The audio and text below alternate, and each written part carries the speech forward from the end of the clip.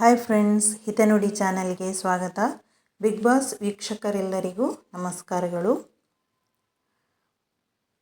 ಒಳ್ಳೆಯ ವ್ಯಕ್ತಿತ್ವದ ಧರ್ಮ ಕೀರ್ತಿರಾಜ್ ಬಿಗ್ ಬಾಸ್ ಮನೆಯಿಂದ ಎಲಿಮಿನೇಟ್ ಆಗಿದ್ದಾರೆ. ಬಿಗ್ ಬಾಸ್ ಕನ್ನಡ ಸೀಸನ್ 11ರಲ್ಲಿ ಅಚ್ಚರಿಯ ಎಲಿಮಿನೇಷನ್ ನಡೆದಿದ್ದು, ಧರ್ಮ ಕೀರ್ತಿರಾಜ್ ಮನೆಯಿಂದ ಹೊರಬಂದಿದ್ದಾರೆ.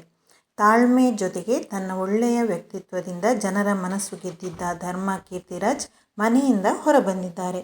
ಈ ಮೂಲಕ ಬಿಗ್ ಬಾಸ್ ಕನ್ನಡ ಸೀಸನ್ 8ನೇ ವಾರದ ಎಲಿಮಿನೇಟ್ ಯಾರಾಗಬಹುದು ಎಂಬ ಕುತೂಹಲಕ್ಕೆ ತೆರೆ ಬಿದ್ದಿದೆ. ಚೈತ್ರ, ಧರ್ಮ, ಗೌತಮಿ, ಹನುಮಂತ, ಮಂಜು, ಮೋಕ್ಷಿತಾ ಮತ್ತು ತ್ರಿವಿಕ್ರಮ್ ಈ ವಾರ ನಾಮಿನೇಟ್ ಆಗಿದ್ದರು. ನಾಮಿನೇಟ್ ಆದ 7 ಜನರಲ್ಲಿ ಮಂಜು ಈ ವಾರದ ಕ್ಯಾಪ್ಟನ್ ಆಗಿದ್ದಾರೆ. ಕೊನೆಯಲ್ಲಿ ಚೈತ್ರ ಮತ್ತು ಧರ್ಮ ಉಳಿದಿದ್ದರು. ಧರ್ಮ ಎಲಿಮಿನೇಟ್ ಆದರು. ಮನೆ ಅಷ್ಟೂ ಮಂದಿ ಧರ್ಮ ಅವರನ್ನು ಕಳುಹಿಸುವಾಗ ಬಿಕ್ಕಿ ಬಿಕ್ಕಿ ಅತ್ತರು. ಧರ್ಮ ಕೂಡ ಅತ್ತುಕೊಂಡೇ ಮನೆಯಿಂದ ಹೊರಬಂದರು. ಮನೆಯಿಂದ ಹೊರಬಂದ ಬಳಿಕ ಸುದೀಪ್ ಏನಿಲ್ಲಿ ಕೋಪದಿಂದ ಕೇಳುತ್ತಿದ್ದೇನೆ ಎಂದು ಪ್ರಶ್ನಿಸಿದರು. ಎಲ್ಲಿ ಹೇಗಿರಬೇಕು ಹಾಗೇ ಇರಬೇಕು, ಇಲ್ಲಾಂದರೆ ವರ್ಕ್ ಆಗಲ್ಲ.